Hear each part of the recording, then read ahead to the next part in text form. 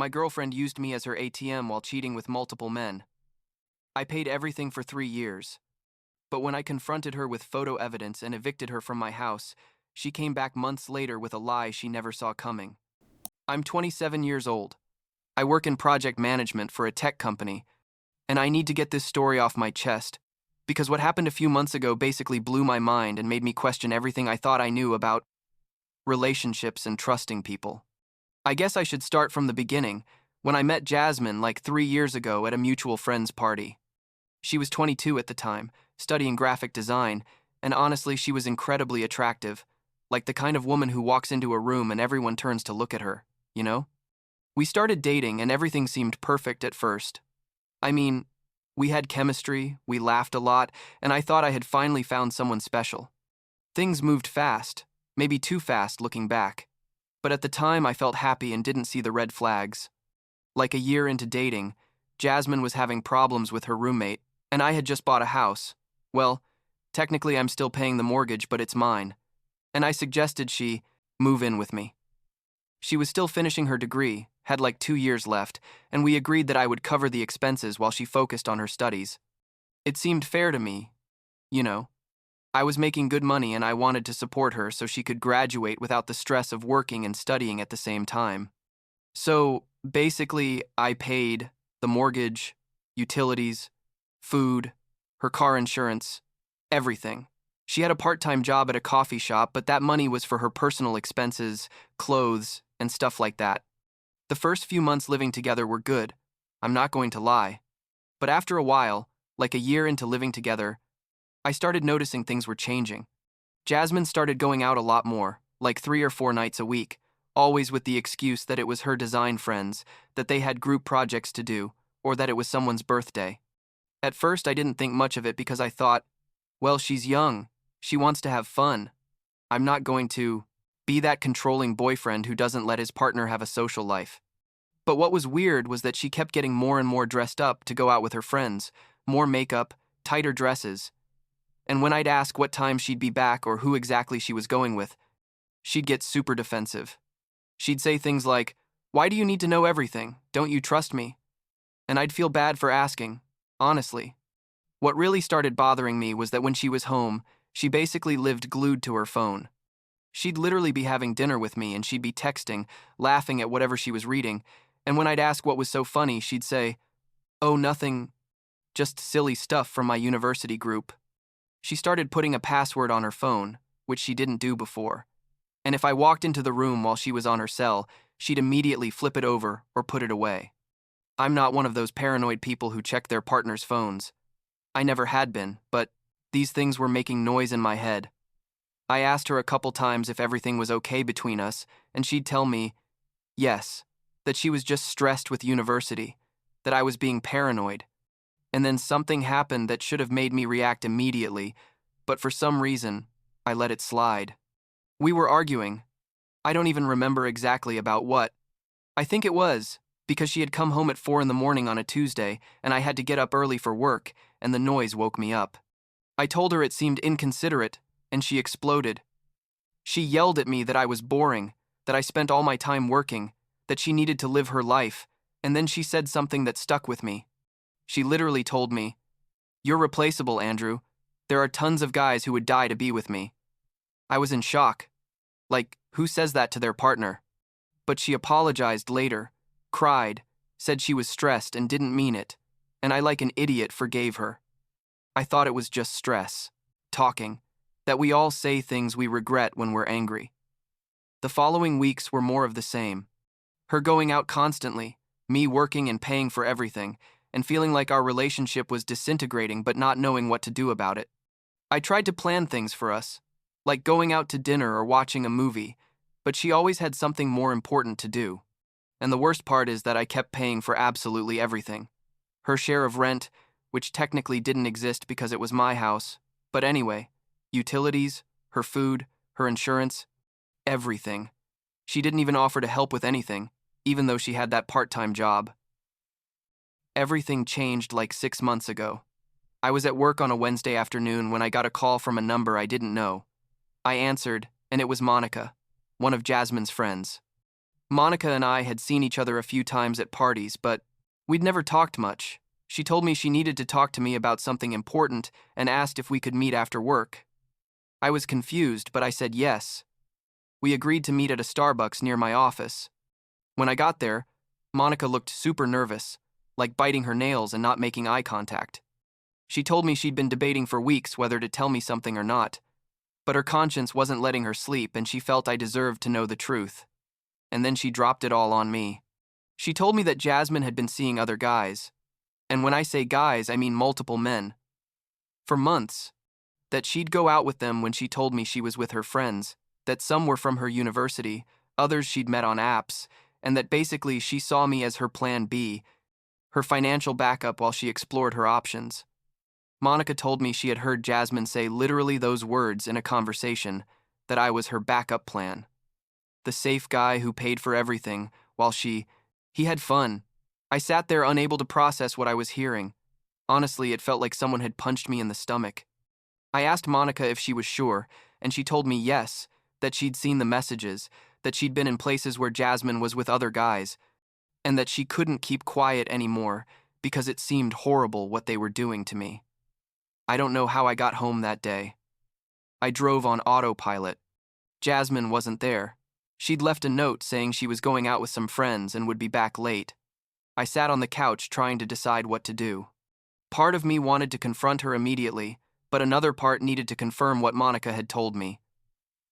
I needed to see it with my own eyes because my brain just couldn't accept that the person I lived with, who I completely supported, was betraying me in that way. I decided I needed evidence. But the next day, I told my boss I had a personal emergency and took the day off. I checked the shared location history we had on Google Maps, something we'd activated a while back for safety, and saw that Jasmine was at a cafe on the other side of town, a place we never went to. I drove there, got there around 2 in the afternoon, and I saw her.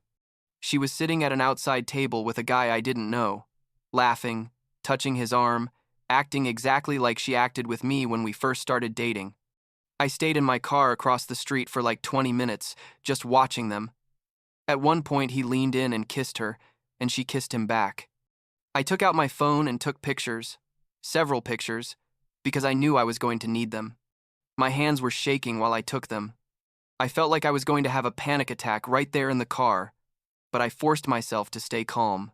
After they finished their coffee, they walked together toward the parking lot, him with his arm around her, and I just sat there thinking about all the time I'd wasted, all the money I'd spent, all the times I'd felt guilty for, doubting her. I drove back home and started planning. I wasn't going to confront her immediately. First, I was going to make some changes. I logged into the insurance portal and canceled her car policy, effective at the end of the month.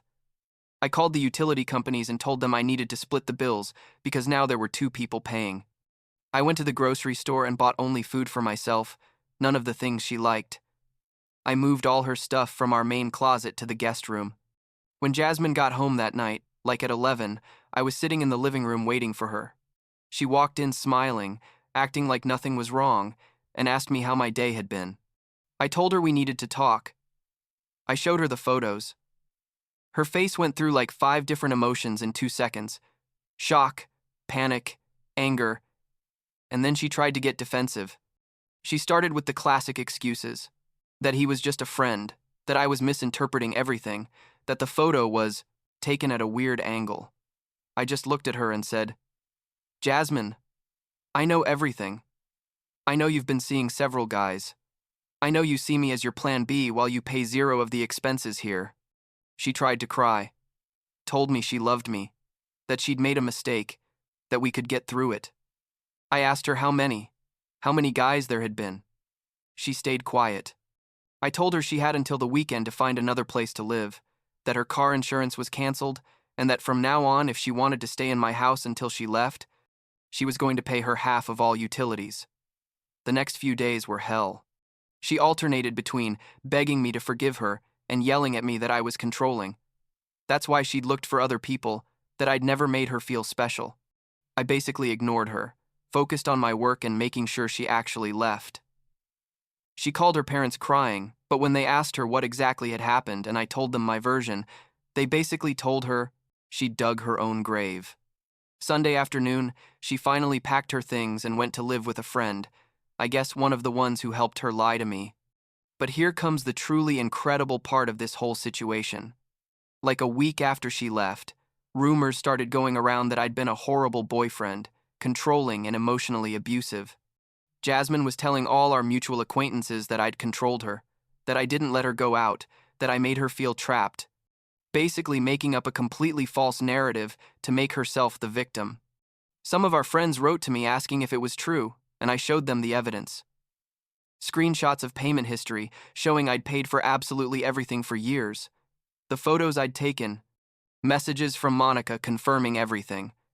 Most people believed me, but some, especially her close friends, decided to believe her anyway.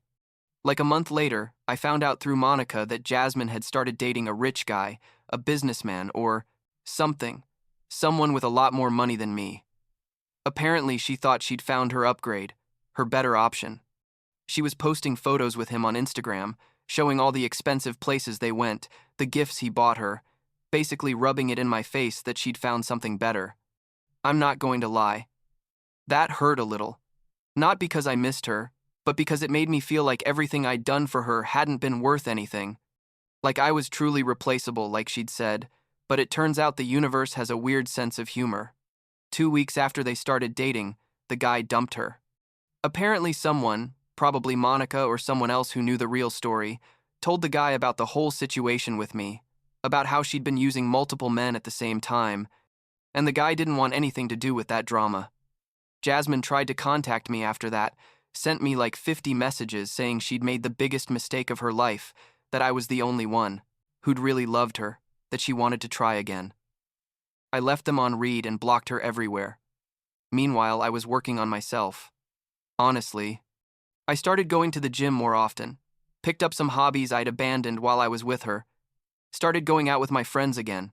Like 2 months after the breakup, I met Isabella at a work networking event. She works in marketing for another tech company. She's 26, and from the beginning, she was completely different from Jasmine. Isabella is independent, pays for her own things, has her own goals and ambitions, and treats me with respect. We started dating casually at first, because I was still processing all the shit with Jasmine, but Isabella was super understanding and patient. She never pressured me for anything, and that made me open up faster than I thought I could. Things were going well, like really well, and I was starting to feel like myself again. Isabella and I had been dating for like 2 months when something happened that honestly I didn't expect. One Saturday afternoon, I was at my house watching a game when the doorbell rang. I opened the door, and there was Jasmine with 2 of her friends, Brianna and another one I didn't know. Jasmine looked like a disaster, like red eyes from crying, smudged makeup. And before I could say anything, she blurted out that she was pregnant and the baby was mine. I stood there not knowing what to say because it was literally impossible. We'd stopped having sex like 2 months before I confronted her because she was always tired or had some excuse, and since then more than 4 months had passed. I told her exactly that the math didn't add up, that it was impossible for it to be mine. She started crying harder, saying I was the only one she'd been with, that she didn't understand how I could doubt her after everything they'd shared together. Her friends tried to back her up. Especially, Brianna looked at me like I was the worst person in the world and said, "How could I abandon my child?" I kept my calm, which was difficult because inside I was furious. I told Jasmine that if she was really pregnant and claimed it was mine, I needed to see proof. A positive pregnancy test, medical records confirming the pregnancy, anything. She told me she'd taken a home test, but didn't have it with her. I said, "Perfect. I'll wait here while you go get a test and take it in front of me right now." Brianna said that was ridiculous and disrespectful, but I didn't move from my position. I told them that if Jasmine wanted me to believe anything that came out of her mouth after everything that had happened, she was going to need solid and immediate evidence. Jasmine started making excuses. That it was too late to go to the pharmacy, which was a lie because it was 3 in the afternoon. That she felt too sick to go out again. That, why couldn't I just believe her? I crossed my arms and told them they had 2 options. Go right now to buy a test and take it here, or leave my property because I didn't have time for more of her drama. After like 10 minutes of arguing, Jasmine finally admitted she wasn't pregnant.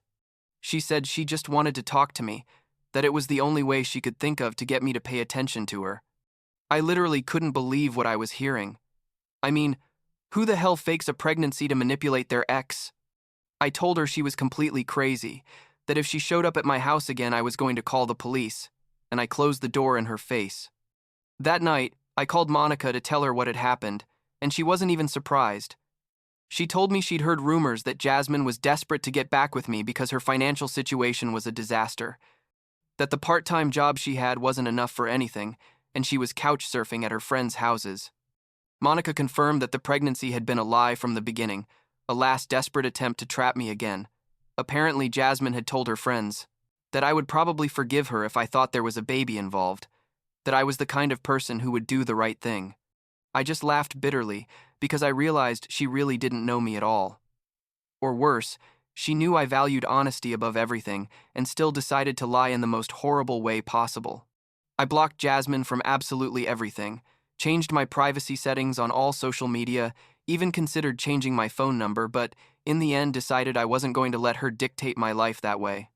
I told Isabella everything that had happened because I didn't want her to find out from someone else and think I was hiding something. She was incredibly understanding, told me she admired how I'd handled the situation, and that any doubts she'd had about our relationship had disappeared because she saw that I was someone who set clear boundaries and didn't tolerate manipulation. Now it's been like 4 months since that last encounter with Jasmine. Isabella and I are still together and things are going really well. Like she met my parents last month and they loved her. I'm in therapy too. Something I started after all this mess because I realized I needed to process the betrayal and manipulation in a healthy way. My therapist has helped me understand why I tolerated so many red flags, why I allowed someone to use me that way, and how to make sure it never happens again. I found out through a mutual friend that Jasmine finally finished her graphic design degree but is having trouble finding work. Something about her portfolio not being strong enough and her not wanting to start from the bottom. Apparently she's living with her parents again, and they're not very happy with her. Part of me feels sorry, I'm not gonna lie, because despite everything we shared years together and I once cared about her. But a bigger part of me just feels indifferent, like when you think about someone you met a long time ago but who's no longer part of your life in any meaningful way.